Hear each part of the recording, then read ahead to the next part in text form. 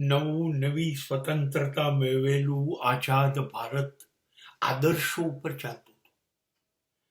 ગાંધીના આદર્શ ઉપર, સત્યના રસ્તા ઉપર, અહિંસાના રસ્તા ઉપર, લોક કલ્યાણના રસ્તા ઉપર.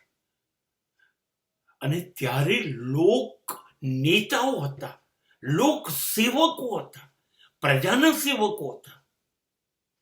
વિનોબા ભાવે ની વાત ગાંધીજી માને એ તો સીધી વાત છે. જવાહરલાલ નહેરુ માને અને એ તો આશ્રમમાં રહે, એ કોઈ રાજકારણમાં રહે નહીં. અરે ઇન્દિરા ગાંધી જેવી લોખંડી મનોબળ વાળી સ્ત્રી પણ વર્ષે એક વખત વિનોબાના આશ્રમમાં જાય, થોડા કલાકો રહે અને વિનોબાની સલાહ લે કે વિનોબા, દેશ માટે મારે શું કરવું જોઈએ. આવા લોકસેવકો હતા.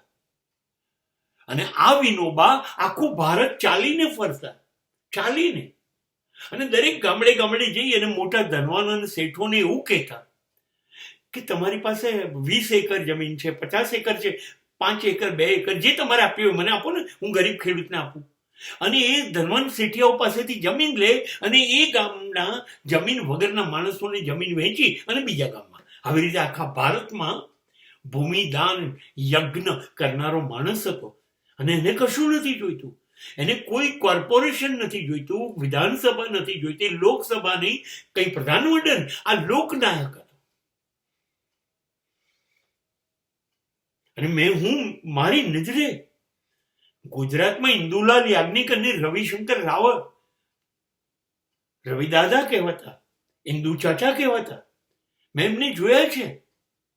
આ લોકો સ્લીપર પહેરતા અને લેગો ને જબ્બો, ફૂટપાથ ઉપર ગમે ત્યાં સૂઈ શકે, કોઈની બી જોડે ગાંઠિયા ખાઈ શકે, ચા પી લે, ચણા ખાઈ લે, લોકોની ગટરો સાફ કરાવે, લોકોના રેશનિંગ કાર્ડ કાઢી આપે, લોકોના વીજળીના બિલ ભરી આવે.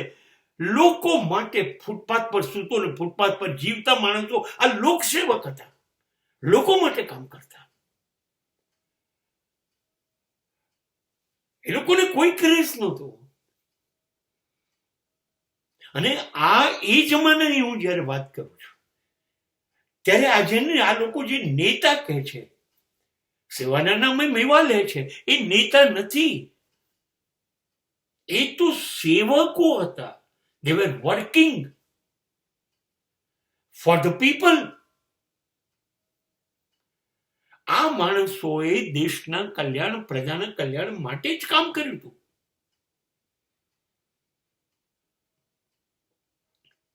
હવે એ માણસો જ ગાયબ થઈ ગયા.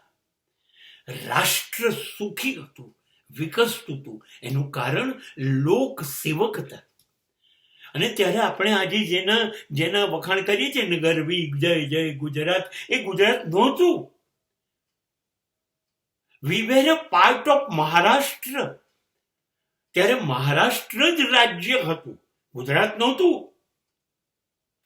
અને મહારાષ્ટ્રમાંથી ગુજરાતને છૂટું પડાવવા માટે આ ઇન્દુ ચાચા, આ રવિશંકર મહારાજ, આ લોકો લડ્યા. ભલે આપણે મહારાષ્ટ્ર સાથે લડવું પડ્યું, સરકારો સાથે લડવું પડ્યું કે અમને અમારું ગુજરાત જોઈએ, જુદું, અમારે તમારા જોડે નથી રહેવું.